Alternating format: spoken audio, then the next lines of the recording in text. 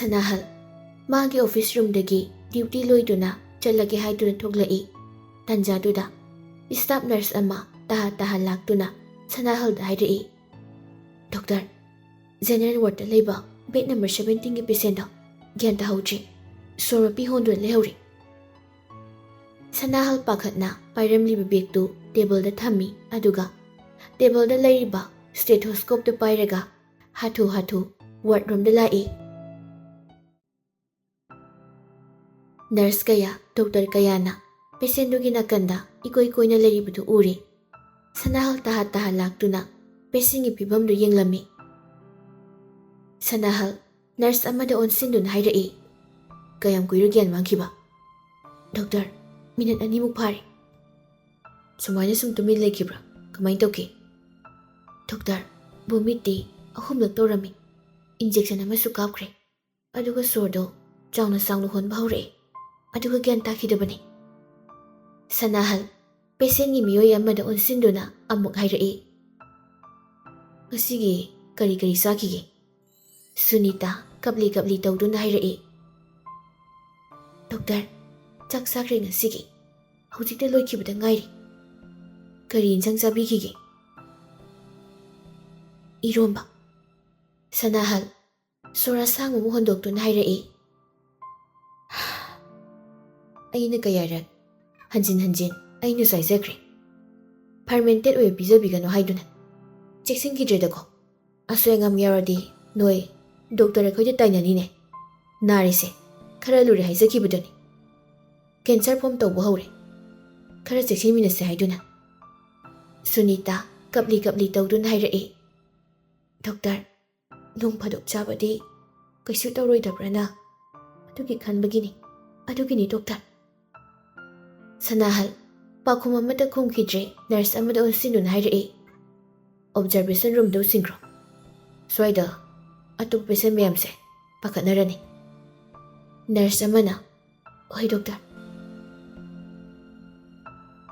ꯑꯁꯨꯝꯅ ꯑꯅꯥꯕꯗꯨ ꯑꯣꯕꯖꯥꯔꯕꯦꯁꯟ ꯔꯨꯝꯗ ꯄꯨꯁꯤꯟꯈ꯭ꯔꯦ꯫ ꯁꯅꯥꯍꯜ ꯃꯥꯒꯤ ꯑꯣꯐꯤꯁ ꯔꯨꯝꯗ ꯐꯝꯂꯒ ꯄꯦꯁꯦꯟꯗꯨꯒꯤ ꯃꯦꯗꯤꯀꯦꯜ ꯔꯤꯄꯣꯔꯠꯇꯨ ꯍꯟꯖꯤꯟ ꯐꯥꯀꯠꯇꯨꯅ ꯌꯦꯡꯗꯨꯅ ꯂꯩ꯫ ꯆꯍꯤ 23ꯃꯨꯛ ꯁꯨꯔꯕ ꯅꯨꯄꯥ ꯑꯃꯅ ꯊꯣꯡꯖꯤꯟꯗꯒꯤ ꯇꯞꯅ ꯍꯥꯏꯔꯛꯏ, "ꯗꯣꯛꯇꯔ, ꯑꯃꯨꯛꯇ ꯆꯪꯖꯔꯒꯦ"꯫ ꯁꯅꯥꯍꯜ ꯅꯣꯟꯊꯗꯨꯅ ꯂꯩꯔꯝꯕꯗꯨ ꯊꯣꯡꯖꯤꯜꯂꯣꯝꯗ ꯌꯦꯡꯂꯛꯏ, ꯑꯗꯨꯒ ꯍꯥꯏꯔꯛꯏ, "ꯌꯥꯅꯤ, ꯆꯪꯕꯤꯔꯣ"꯫ ꯅꯨꯄꯥꯗꯨ ꯆꯪꯂꯒ ꯆꯤꯌꯔ ꯑꯃ ꯆꯤꯡꯊꯣꯛꯇꯨꯅ ꯐꯝꯃꯤ꯫ ꯁꯅꯥꯍꯜꯅ, "ꯀꯔꯤ ꯑꯅꯥꯕꯒꯤ ꯂꯥꯛꯆꯕꯅꯤ? OPDꯒꯤ ꯃꯇꯝꯗꯤ ꯂꯣꯏꯈ꯭ꯔꯦ ꯉꯁꯤꯒꯤ ꯑꯣꯏꯅ"꯫ ꯁꯤꯗꯥꯔꯊꯅ, "ꯍꯧꯖꯤꯛꯀꯤ ꯄꯦꯁꯦꯟꯗꯨꯒꯤꯅꯤ"꯫ "ꯄꯦꯁꯦꯟ ꯏꯕꯣꯆꯥꯒꯤꯔꯥ?" "ꯑꯍꯣꯏ"꯫ "ꯁꯣꯝꯅ ꯃꯥꯒꯤ ꯀꯅꯥ?"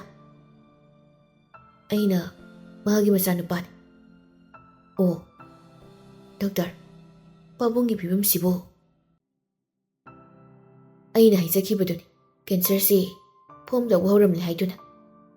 ꯑꯩꯒꯤ ꯃꯅꯥꯛꯇ ꯂꯥꯛꯄꯗ ꯑꯦꯄꯦꯟꯗꯤꯛꯁ ꯅꯥꯕꯒꯤ ꯂꯥꯛꯈꯤꯕꯅꯤ, ꯑꯗꯨꯕꯨ ꯑꯦꯄꯦꯟꯗꯤꯛꯁꯇꯣ ꯆꯥꯎꯊꯣꯔꯛꯄꯅ ꯃꯔꯝ ꯑꯣꯏꯔꯒ ꯃꯅꯨꯡꯗ ꯁꯥꯏꯖꯁꯤ ꯑꯗꯨꯃꯛ ꯆꯥꯎꯊꯣꯛꯂꯦ, ꯀꯦꯟꯁꯔ ꯐꯣꯔꯝ ꯇꯧꯔꯦ ꯍꯥꯏꯗꯨꯅ ꯐꯥꯔꯁ ꯁ꯭ꯇꯦꯖꯅꯤ, ꯑꯗꯨꯕꯨ ꯌꯥꯝ ꯂꯨꯕ ꯃꯔꯝ ꯑꯃꯅ ꯊꯥꯡ ꯊꯥꯕ ꯌꯥꯗꯕꯁꯤꯅꯤ"꯫ ꯁꯤꯗꯥꯔꯊ ꯇꯞꯅ ꯑꯃꯨꯛ ꯍꯥꯏꯔꯛꯏ, "ꯁꯨꯛꯌꯥꯃꯛ ꯌꯥꯔꯣꯏꯗ꯭ꯔꯥ ꯗꯣꯛꯇꯔ"꯫ "ꯌꯥꯕꯁꯨ ꯂꯩ, ꯑꯗꯨꯕꯨ ꯍꯧꯖꯤꯛꯀꯤꯁꯤꯗꯤ ꯌꯥꯒꯗꯕ ꯃꯥꯟꯗ꯭ꯔꯦ, ꯇ꯭ꯔꯥꯏ ꯇꯧꯕꯗꯤ". ꯑꯁꯣꯏ ꯑꯉꯥꯝ ꯊꯣꯛꯂꯒ ꯔꯦꯁꯄꯣꯟꯁꯤꯕꯤꯂꯤꯇꯤ ꯍꯥꯏꯕ ꯑꯃꯁꯨ ꯂꯩ, ꯊꯥꯡ ꯊꯥꯕ ꯍꯥꯏꯕꯁꯤ ꯄꯥꯛ ꯍꯦꯛꯇ ꯌꯥꯗꯕ, ꯀ꯭ꯔꯤꯇꯤꯀꯦꯜ ꯑꯣꯏꯕꯅꯤꯅ ꯑꯩꯈꯣꯏꯁꯨ 100% ꯁꯛꯁꯦꯁ ꯑꯣꯏꯅꯤ ꯍꯥꯏꯕ ꯉꯝꯗꯦ꯫ ꯀꯩꯒꯨꯝꯕ ꯁꯤꯅ ꯄꯣꯈꯥꯏꯔꯛꯂꯕꯗꯤ? "ꯄꯣꯈꯥꯏꯔꯛꯂꯗꯤ ꯀꯟꯕ ꯉꯝꯂꯣꯏ"꯫ ꯁꯤꯗꯥꯔꯊ ꯋꯥꯈꯜ ꯉꯥꯏꯍꯥꯛ ꯈꯜꯂꯒ ꯍꯥꯏꯔꯛꯏ, "ꯗꯣꯛꯇꯔ, ꯇ꯭ꯔꯥꯏ ꯇꯧꯕꯤꯔꯣ"꯫ ꯁꯅꯥꯍꯜ ꯁꯤꯗꯥꯔꯊꯇ ꯌꯦꯡꯗꯨꯅ ꯂꯩ, ꯋꯥ ꯑꯃꯠꯇ ꯍꯥꯏꯗꯦ꯫ ꯁꯤꯗꯥꯔꯊ ꯋꯥꯗꯨ ꯃꯈꯥ ꯇꯥꯔꯛꯏ꯫ ꯁꯤꯗꯥꯔꯊ ꯇꯅꯤꯛ ꯂꯥꯎꯕ ꯈꯣꯟꯖꯦꯜꯗ ꯍꯥꯏꯔꯛꯏ, "ꯗꯣꯛꯇꯔ, ꯑꯩꯒꯤꯗꯤ ꯄꯥꯕꯨꯡꯁꯦ ꯑꯩꯒꯤ ꯊꯋꯥꯏꯗꯒꯤ ꯍꯦꯟꯅ ꯂꯨꯝꯅ ꯂꯧꯖꯩ, ꯑꯗꯨꯅ ꯌꯥꯔꯒꯗꯤ ꯑꯃꯨꯛꯇ ꯀꯟꯕꯤꯌꯨ ꯗꯣꯛꯇꯔ"꯫ "ꯏꯕꯨꯡꯉꯣ, ꯗꯣꯛꯇꯔ ꯑꯩꯈꯣꯏꯁꯦ ꯃꯤ ꯀꯟꯅꯕ ꯂꯥꯛꯄꯅꯤꯅꯦ, ꯑꯗꯨꯕꯨ ꯅꯈꯣꯏꯒꯤ ꯄꯥꯕꯨꯡꯁꯤ khitang critical oire. Doctor, akhoi daw yengjarage. Pabungi thawaidi amukta kanbiyo. Asi haiduna Siddharth phamlambadagi haugatuna Sanahalgi makhong paiduna kablai. Sanahal phamlambadagi khangna haugatuna Siddharth bu haugatpi. Phare, head doctor ga amukta tanarakhi. Siddharth roomdudagi thokre. Sanahal chair hak phamlaga wakhal khanduna minute manga muklai. Sanahal phamlambadagi haugatuna roomdudagi tholai aduga head doctor manakta wakhanaba lai. Sanahal thongjildagi haifet chepthaduna nokfet tawna.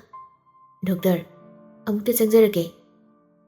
Arun file khara yengduna leirami Sanahalgi makhol tabaduda nokfet tawna yengduna hairai. Lau jango. Sanahal nokmi tawna changaklaga chair da singthoklaga phami. Arunna kai leire.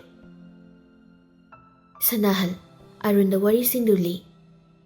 Arun ngayak wakhal munna khalaba matungda hairai. Doctor, operation si mai pakna tawba ngamgani khanbibra? Sir, 100% sure haiba ngamjade. Arun na amuk hairai. Patient gi miyoi singna operation si tawbiro hairabanina agreement ama inaraga tawrasi. Phani doctor, adudi akhoi da haizarurora. Arun file amadagi paper ama lauthoktuna Sanahal da pirai aduga hairai. Sigi paper sida loima irabani. Akhoi da pahalaga sign taholo. Kaisu pakat biganuda. Sanahal nokpet tawna paper do lauraga thokre aduga Siddharth hoigi manakta changlaga operation tawnaba hairamle. Nursing su operation tawnaba haiduna sem saba hokre. Sanahal operation tawnaba dress tu change tawraga operation manungda changkre. Nurse ama laktuna Siddharth hoida paper do piraga sign tawhankre. Patient du OT manungda injinki operation tawinagadaba staff singdu punalai khuraminai. Sanahal nokfet tawna magi team da hairai. Pakatana operation si pangthoksiko. Tension free oina leisiko. Staff singdu punna. Yes sir. Sanahal surgical instrument pariba nurse tu doon sinduna hairai. Scalpel. Nurse tu doctor na hairakpagi matungina scalpel du pi. Sanahal sorsangum hondoi aduga scalpel aduna puksip na kanda len bahawi. Operation do kuina changi. Sanahal na apomba do haina singna lagthokre. Operation na loiraga Sanahal do OT dagi thoglai mathoglakpa ubada patient gi miyoi singdu pakatna sensilai. Siddharth pakatna. Doctor, thoidokpa khudongthiba leibidrabra? Lagthokre. Adubu gyan laktribanina haiba ngamde. Pungmu gyan taraktrabadi I'm sorry. Asi hairamlaga Sanahal du chatkre. Mayam du mahi leptuna lehawi. Patient gyan taba lakpa ngaibu oina observation room da pusinkre. Sanahal dress tu hongdoklaga observation room da monitor tawduna thamliba ibu chabu gyan lakpa ngaiduna lei. Mapandana patient gi miyoi singdu leitapam khangdana hangat handa room mamangdu da chattuna lei. Pungkai muk lairaba phauba gyan lakti. BP tapna mangba hokre. Sanahal last oina injection ama kapi. Injection du kaplaba matungda BP du ngayak phanglami kuide BP du amuk mangkre. Aroiba yahip talamdaigi sor phuina honba haurai. Sanahal yaroi khangbadagi mapana thulaktuna aroiba oina una haunaba hai. Mayamdu kappa haunarai. Sunita di gyan tadana laimaida taduna laikre.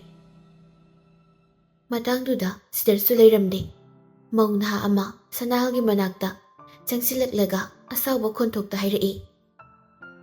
Mi hatpa nang naigi iyamba si hatpani. Mi hatpa kana leige doctor na mi hatle. Sanahal ingangakna yingduna lei wangangge haina tawbada. Nupiduna kappaga lawbaga tawbada mana nganglibu wadu ꯇꯥꯕ ꯉꯝꯈꯤꯗ꯭ꯔꯤ꯫ ꯉꯥꯏꯍꯥꯛꯇꯪꯗꯨꯗ ꯇꯧꯔꯤꯕꯗꯨ ꯀꯔꯤꯅꯣ ꯚꯥꯞ ꯃꯦꯟ ꯇꯥꯗꯦ꯫ Police ꯂꯥꯛꯇꯨꯅ ꯁꯅꯥꯍꯜꯕꯨ ꯄꯨꯅꯕ ꯇꯧꯏ꯫ ꯁꯅꯥꯍꯜ ꯄꯨꯂꯤꯁꯇ ꯑꯣꯟꯁꯤꯟꯗꯨꯅ ꯍꯥꯏꯔꯛꯏ, doctor, ꯄꯦꯁꯦꯟꯒꯤ ꯃꯆꯥꯅꯨꯄꯥꯒ ꯑꯩꯒ agreement ꯇꯧꯅꯩ꯫ ꯑꯗꯨꯒꯤ ꯄꯦꯄꯔꯗꯣ ꯑꯃꯨꯛꯇ ꯌꯦꯡꯕꯤꯌꯨ꯫ ꯗꯣꯛꯇꯔ, ꯁ꯭ꯋꯥꯏꯗ ꯁꯨꯝ ꯂꯩꯕꯤꯔꯕꯗꯤ ꯗꯣꯛꯇꯔꯗ ꯑꯁꯣꯛꯄ ꯅꯪꯒꯅꯤ ꯍꯥꯏꯗꯨꯅ ꯍꯣꯁꯄꯤꯇꯥꯜꯒꯤ ꯗꯤꯔꯦꯛꯇꯔꯅ ꯗꯣꯛꯇꯔꯕꯨ ꯄꯤꯛꯑꯞ ꯇꯧꯅꯕ ꯍꯥꯏꯔꯛꯄꯅꯤ꯫ ꯗꯣꯛꯇꯔ ꯀꯩꯁꯨ ꯇꯧꯔꯣꯏ, ꯑꯩꯈꯣꯏꯒ ꯄꯨꯟꯅ ꯆꯠꯈ꯭ꯔꯁꯤ꯫ ꯁꯅꯥꯍꯜ ꯇꯨꯃꯤꯟꯅ ꯂꯩꯈ꯭ꯔꯦ꯫ ꯄꯨꯂꯤꯁꯀ ꯂꯣꯏꯅꯅ ꯄꯨꯂꯤꯁ ꯏꯁꯇꯦꯁꯟꯗ ꯆꯠꯈꯤ꯫ ꯁꯣꯝꯗ ꯂꯩꯃꯁꯨ ꯄꯥꯎ ꯇꯥꯔꯗꯨꯅ ꯏꯄꯥ ꯄꯥꯈꯠꯅ ꯃꯆꯥꯅꯨꯄꯤꯒ ꯂꯝꯐꯦꯜ ꯄꯨꯂꯤꯁ ꯏꯁꯇꯦꯁꯟꯗ ꯂꯥꯛꯏ꯫ ꯑꯅꯤꯗꯨ ꯏꯄꯥ ꯄꯥꯈꯠꯅ ꯃꯅꯨꯡꯗ ꯆꯪꯂꯛꯏ꯫ ꯎꯔꯦ ꯁꯅꯥꯍꯜꯒ ꯅꯨꯄꯥ ꯃꯆꯥ ꯑꯃꯒ ꯐꯝꯗꯨꯅ ꯂꯩꯔꯝꯕꯗꯨ꯫ ꯃꯃꯥ ꯃꯆꯥ ꯑꯅꯤꯗꯨ ꯇꯍꯥ ꯇꯍꯥ ꯆꯪꯂꯛꯏ꯫ ꯁꯅꯥꯍꯜꯒꯤ ꯅꯥꯀꯜꯗ ꯐꯝꯂꯤꯕ ꯅꯨꯄꯥꯗꯨꯅ ꯁꯅꯥꯍꯜꯗ ꯂꯥꯟꯖꯔꯦ ꯍꯟꯖꯤꯟ ꯍꯟꯖꯤꯟ ꯍꯥꯏꯕꯗꯨꯁꯨ ꯇꯥꯏ꯫ ꯂꯩꯃ ꯏꯄꯥ ꯄꯥꯈꯠꯅ, ꯃꯈꯣꯏ ꯄꯥꯕꯨꯡ꯫ ꯁꯅꯥꯍꯜ ꯂꯩꯃꯒꯤ ꯈꯣꯟꯖꯦꯜꯗꯨ ꯇꯥꯕꯗ ꯃꯅꯤꯡꯗ ꯐꯠ ꯑꯣꯟꯊꯣꯔꯛꯏ꯫ ꯃꯃꯥ ꯃꯆꯥ ꯂꯦꯞꯇꯨꯅ ꯂꯩꯔꯝꯕꯗꯨ ꯎꯕꯗ ꯁꯅꯥꯍꯜ ꯏꯪꯉ ꯉꯛꯅ ꯍꯥꯏꯔꯛꯏ, ꯅꯈꯣꯏ ꯑꯅꯤꯗꯤ ꯀꯝꯗꯧꯅ ꯂꯥꯛꯏꯕ?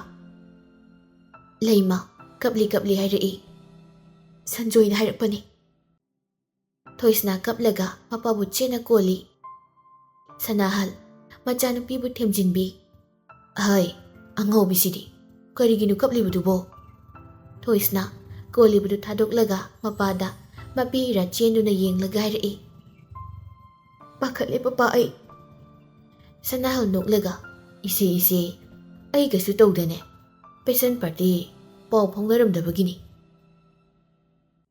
ꯁꯤꯗꯠ ꯍꯧꯒꯠꯇꯨꯅ ꯂꯩꯃꯒꯤ ꯃꯅꯥꯛꯇ ꯆꯪꯂꯛꯇꯨꯅ ꯃꯈꯨꯠ ꯑꯅꯤ ꯂꯣꯜꯂꯒ ꯇꯞꯂꯞ ꯍꯥꯏꯔꯛꯏ, ꯏꯃꯥ, ꯅꯆꯥꯅ ꯂꯥꯟꯈꯤꯕꯅꯤ꯫ ꯏꯃꯨꯡꯗ ꯑꯀꯨꯞꯄ ꯃꯔꯣꯜ ꯑꯩꯅ ꯍꯥꯏꯖꯔꯝꯗ꯭ꯔꯦ꯫ ꯉꯥꯏꯍꯥꯛ ꯑꯩꯁꯨ ꯃꯐꯝꯗꯨꯗ ꯂꯩꯍꯧꯗ꯭ꯔꯦ, ꯑꯩꯕꯨ ꯑꯃꯨꯛꯇ ꯉꯥꯛꯄꯤꯌꯨ꯫ ꯂꯩꯃ ꯁꯤꯗꯠꯇ ꯌꯦꯡꯗꯨꯅ, ꯏꯃꯨꯡ ꯃꯅꯨꯡ ꯄꯥꯎ ꯐꯖꯅ ꯐꯥꯎꯅꯕ ꯍꯥꯏꯕꯁꯦ ꯌꯥꯝꯅ ꯃꯔꯨꯅꯤ ꯏꯕꯨꯡꯉꯣ꯫ ꯑꯔꯨꯕ ꯋꯥ ꯑꯣꯏꯔꯕꯗꯤ ꯏꯃꯨꯡ ꯃꯅꯨꯡꯒ ꯋꯥ ꯇꯥꯊꯣꯛ ꯇꯥꯁꯤꯟ ꯇꯧꯅꯒꯗꯕꯅꯤ꯫ ꯏꯃꯥ, ꯅꯆꯥ ꯂꯥꯟꯈ꯭ꯔꯦ, ꯑꯃꯨꯛꯇ ꯉꯥꯛꯄꯤꯌꯨ꯫ ꯏꯆꯦ, ꯀꯥꯏꯗꯦꯗ꯫ ꯁꯅꯥꯍꯜ ꯐꯝꯂꯝꯕꯗꯒꯤ ꯍꯧꯒꯠꯂꯒ ꯁꯤꯗꯠꯀꯤ ꯂꯦꯡꯖꯨꯝꯗ ꯄꯣꯞ ꯄꯣꯞ ꯊꯥꯗꯨꯅ ꯍꯥꯏꯔꯛꯏ, ꯆꯠꯂꯣ, ꯅꯪ ꯌꯨꯝ ꯌꯧꯗ꯭ꯔꯕꯗꯤ ꯊꯧꯔꯝ ꯄꯥꯡꯊꯣꯛꯄ ꯌꯥꯔꯔꯣꯏ꯫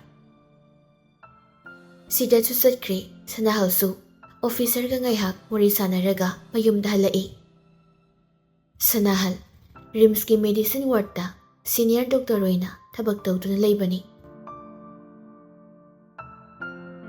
ꯁꯣꯝꯗꯅ ꯃꯩꯔꯥꯕꯗꯨ ꯎꯈ꯭ꯔꯨꯜꯗ ꯇꯥꯔꯦ ꯍꯥꯏꯕꯗꯒꯤ ꯃꯌꯥꯝꯗ ꯅꯨꯡꯉꯥꯏꯇꯅ ꯂꯩ꯫ ꯃꯩꯔꯥꯕ ꯃꯆꯥꯅꯨꯄꯥꯗ ꯑꯣꯟꯁꯤꯟꯗꯨꯅ ꯍꯥꯏꯔꯛꯏ, ꯏꯕꯨꯡꯉꯣ, ꯏꯄꯥ ꯂꯩꯇꯦ ꯍꯥꯏꯗꯨꯅ ꯉꯥꯎꯁꯤꯟꯅꯒꯅꯨꯀꯣ꯫ ꯏꯃꯨꯡꯁꯤ ꯅꯪꯅ ꯁꯦꯟꯅꯒꯗꯧꯔꯤꯕꯅꯤ꯫ ꯅꯃꯥꯒ ꯅꯆꯦꯒꯕꯨ ꯅꯪꯅ ꯀꯨꯞꯅ ꯁꯦꯟꯅꯒꯗꯕꯅꯤ꯫ ꯃꯦꯀꯤꯔꯥꯁꯅ, ꯄꯥꯕꯨꯡ, ꯑꯩ ꯏꯃꯥꯒ ꯏꯆꯦꯒꯁꯦ ꯑꯩꯅ ꯃꯇꯨ ꯅꯥꯝꯃ ꯐꯥꯎꯕ ꯁꯣꯛꯍꯜꯂꯣꯏ꯫ ꯂꯥꯏꯔꯤꯛ ꯂꯥꯏꯁꯨ ꯐꯖꯅ ꯄꯥꯎ꯫ ꯅꯃꯥꯒꯤ ꯃꯇꯦꯡ ꯈꯔꯁꯨ ꯄꯥꯡꯉꯨꯀꯣ꯫ ꯅꯃꯥꯁꯤ ꯋꯥꯔꯅꯤ, ꯀꯣꯂꯦꯖ ꯑꯃꯨꯛ ꯆꯠ, ꯏꯃꯨꯡꯒꯤ ꯀꯨꯞꯅꯣꯝ ꯑꯃꯨꯛ, ꯑꯍꯜ ꯑꯣꯏꯔꯛꯂꯕꯅꯤ, ꯒ꯭ꯌꯥꯟ ꯇꯥꯎꯀꯣ꯫ ꯃꯦꯀꯤꯔꯥꯁ ꯃꯄꯥꯒꯤ ꯋꯥꯍꯩꯗꯨꯗ ꯐꯥꯒꯤ ꯇꯧꯔꯛꯏ, ꯄꯥꯕꯨꯡꯁꯤ ꯏꯃꯥ ꯋꯥꯈ꯭ꯔꯅꯤ ꯍꯥꯏꯗꯨꯅ ꯄꯥꯈꯠꯂꯤꯔꯣ? ꯄꯥꯈꯠꯀꯅꯨ꯫ ꯏꯃꯥꯒꯤ ꯊꯕꯛꯁꯤꯡ ꯑꯩꯈꯣꯏ ꯆꯦꯝꯁꯤꯅ ꯂꯣꯏ ꯇꯧꯅꯤ ꯍꯥꯏꯕꯅꯤ, ꯅꯠꯇ꯭ꯔꯅꯤ ꯆꯦꯝꯁꯤ? ꯑꯁꯤ ꯍꯥꯏꯗꯨꯅ ꯃꯤꯠꯆꯤ ꯅꯥꯝꯃ ꯈꯠꯆꯤꯜꯂꯤ꯫ ꯃꯣꯅꯤꯀꯥ ꯃꯧꯄ꯭ꯋꯥꯗ ꯍꯥꯏꯐꯦꯠ ꯌꯦꯡꯗꯨꯅ ꯍꯥꯏꯔꯛꯏ, ꯍꯌꯦꯡꯋꯥꯏ ꯑꯗꯨꯝ ꯇꯧꯗꯧ ꯂꯩꯔꯦ꯫ ꯑꯗꯣ ꯍꯧꯖꯤꯛꯇꯒꯤ ꯃꯆꯥ ꯇ꯭ꯔꯦꯅꯤꯡ ꯇꯧꯍꯧꯋꯣ꯫ ꯑꯉꯥꯡ ꯅꯪ ꯈꯥꯕꯩꯁꯤꯅ ꯊꯣꯝꯃꯛꯀꯅꯤ꯫ ꯃꯩꯔꯥꯕꯁꯨ ꯃꯆꯥ ꯑꯅꯤꯒꯤ ꯃꯇꯧꯗꯨ ꯌꯦꯡꯗꯨꯅ ꯅꯣꯛꯂꯒ ꯂꯩ꯫ ꯕꯤꯃꯣꯇꯤ ꯃꯆꯥ ꯑꯅꯤꯗ ꯃꯃꯤꯠ ꯐꯩꯅ ꯌꯦꯡꯗꯨꯅ ꯍꯥꯏꯔꯛꯏ, ꯉꯁꯤꯀꯣ ꯑꯩꯅ ꯑꯣꯏꯅ ꯅꯕꯥꯅꯤ ꯑꯩ ꯈꯨꯠꯇ ꯂꯣꯏꯅꯤꯍꯦ꯫ ꯃꯦꯀꯤꯔꯥꯁꯀ ꯃꯣꯅꯤꯀꯥꯒꯗꯨ ꯄꯨꯟꯅ ꯍꯥꯏꯔꯛꯏ, ꯄꯥꯕꯨꯡꯒ ꯅꯪꯒ ꯗꯦꯠ ꯇꯧꯍꯧꯒꯦ ꯍꯥꯏꯔꯣ ꯑꯗꯨꯒ? ꯑꯁꯤ ꯍꯥꯏꯔꯒ ꯑꯅꯤꯗꯨ ꯑꯣꯟꯁꯤꯟꯅꯗꯨꯅ ꯑꯃꯨꯛ ꯅꯣꯛꯈ꯭ꯔꯦ꯫ ꯃꯩꯔꯥꯕꯒ ꯕꯤꯃꯣꯇꯤꯒꯁꯨ ꯃꯆꯥ ꯑꯅꯤꯒꯤ ꯃꯇꯧꯗꯨꯗ ꯅꯣꯛꯂꯒ ꯂꯩ꯫ ꯃꯩꯔꯥꯕ ꯏꯝꯐꯥꯜ ꯋꯦꯁꯇ DCP ꯑꯣꯏꯅ ꯊꯕꯛ ꯄꯨꯗꯨꯅ ꯂꯩꯕꯅꯤ꯫ ꯕꯤꯃꯣꯇꯤꯅ DM Arts'ta History'gꯤ lecture ꯑꯣꯏꯗꯨꯅ ꯏꯃꯨꯡꯁꯤ ꯑꯋꯥꯠꯄ ꯂꯩꯇꯦ, ꯅꯨꯡꯁꯤ ꯆꯥꯟꯅꯅ ꯑꯗꯨꯃꯛ ꯂꯩ꯫ ꯃꯆꯥ ꯑꯅꯤꯁꯨ ꯃꯃꯥ ꯃꯄꯥ ꯊꯕꯛ ꯇꯧꯏ ꯍꯥꯏꯗꯨꯅ ꯄꯣꯡꯕ ꯇꯧꯗꯦ, ꯏꯆꯝ ꯆꯝꯅ ꯑꯗꯨꯃꯛ ꯂꯩꯊꯣꯛꯏ꯫ ꯑꯁꯨꯝꯅ ꯅꯨꯃꯤꯠꯇꯨ ꯍꯧꯈ꯭ꯔꯦ꯫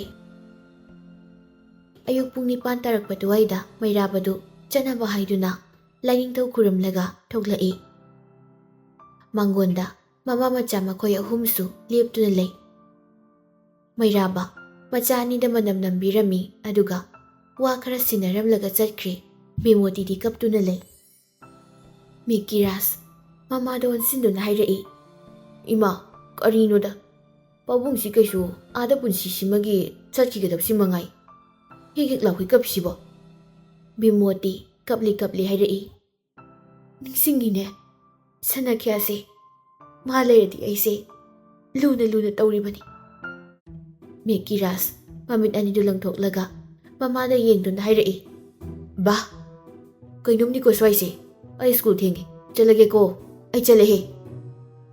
ꯑꯁꯤ ꯍꯥꯏꯔꯝꯂꯒ ꯃꯤꯀꯤꯔꯥꯖ ꯁꯣꯐꯥꯗꯒꯤ ꯕꯦꯒꯇꯨ ꯂꯧꯔꯒ ꯒꯦꯠꯇ ꯊꯣꯛꯈ꯭ꯔꯦ꯫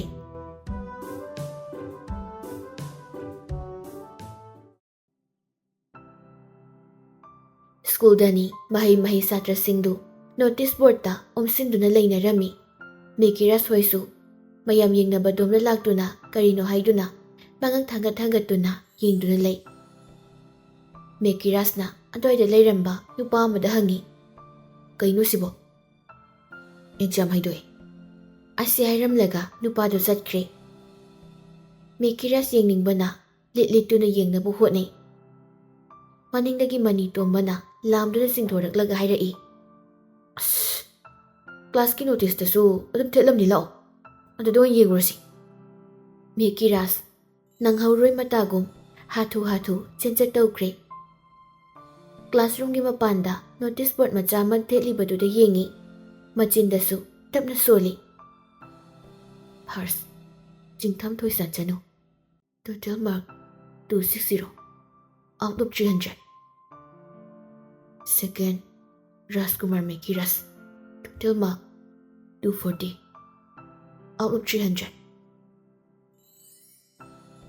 Mikiras makoktu goro khotuna machina soli. Sala, makunbu tamchin henba. Sumana, yam chai day. Nakandagi manito mana. First tani to wudubo, tajabo. Makunimi, man helisi. Chinglaina. Kay subject ni yengo, helido. Mikiras, bortuda mukjang dun yengi. Physics ka chemistry ka se, man hen kriyam. English ka se. Chinglaina, kayam henge. Physics da mark 44 phangi. Aina 32, chemistry na 47, aina 25. English na 49, aina 30. Maths ka sidi, aina helida. Manito mana. Pare. 100 marks da mo, amuk tanaro kaino. Anda kisidi 50 tangni. Aduda mo yengoy tao. Rasi matum. Ahum du wari sana duna class da changlai. Toisna, practical ka na ikatuna layrami. Mikiras, toisna ki manak da changlaklaga tap na hirai. Nang nandag tingamay dana. Matang ni yengo, ay niraki. Nang yengo ko. Toisna, tawasadan hirai. Chatu omta. Yi siloy mo soyrani. Mikiras, toisna ki mawong duda, sauning na kungi haiduna, machin katorakpada, manitom mana, machin do melaga, chinglaga puki. Somna na ponda. DGP do, chat pahokre. Nakoy miyam cheksina, apamdo. Ikoy sinalay katabani. Ponda ginupa mana. Pani sir. Sir na tawhay miyam do. Doy sir. Good. Nakoy gisiyan pam. Matikcha na pigani ni. Ay na pigani. Kaisyo pakat ka nuko. Nupa do laga. Hoy sir. Ay koy sugyan taze. Pare. Tamlagi. Suyan mayari ko. Asi haiduna pondu kagtali. Nokfit taw na pondu da muna yengduna macina tap na soli. Ay natawad pagkuding ꯅꯪꯅ ꯈꯨꯔꯨꯛ ꯊꯥꯡꯗꯨꯅ ꯂꯥꯛꯄꯅꯤ꯫ ꯁꯤꯗꯒꯤ ꯅꯪ ꯂꯣꯏꯔꯦ꯫ ꯑꯆꯨꯝꯕ ꯆꯠꯄ ꯄꯥꯝꯕ ꯅꯪꯗꯤ ꯂꯥꯏꯔꯤꯛꯄꯥꯛꯇ ꯑꯆꯨꯝꯕ ꯆꯠꯂꯒ ꯑꯗꯨꯃꯛ ꯂꯩꯔꯨꯔꯣꯀꯣ꯫ ꯒꯥꯔꯤꯒꯤ ꯇꯌꯔꯗꯨꯅ ꯂꯦꯞꯄ ꯈꯤꯇꯪ ꯊꯦꯡꯕꯗ ꯕꯥꯡ! ꯅꯨꯄꯥꯗꯣ ꯍꯧꯅ ꯑꯉꯥꯎꯕꯒꯨꯝ ꯅꯣꯛꯇꯨꯅ ꯂꯩ꯫